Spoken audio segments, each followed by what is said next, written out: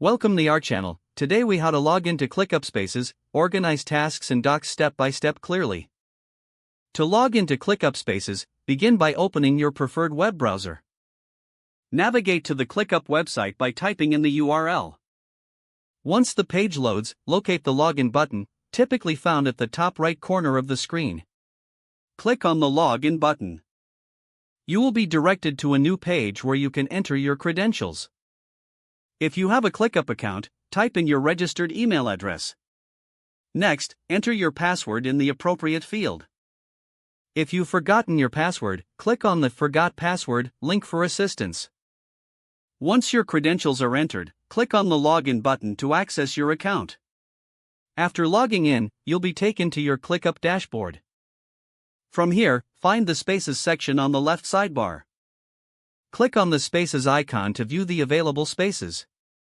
Select the space you want to organize tasks and documents. Once inside the chosen space, you can create and manage tasks effortlessly. To create a new task, locate the New Task button, usually at the top of the task list. Click the New Task button to open the task creation window.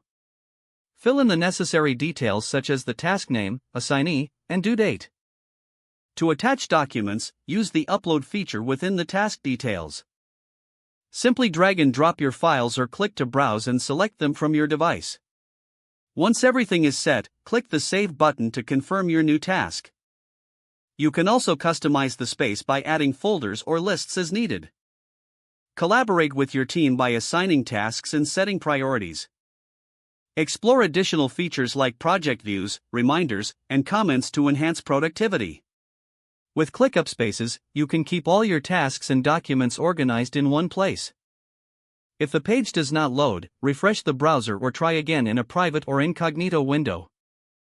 Make sure you are using the correct email address, then retype it carefully to avoid small typos.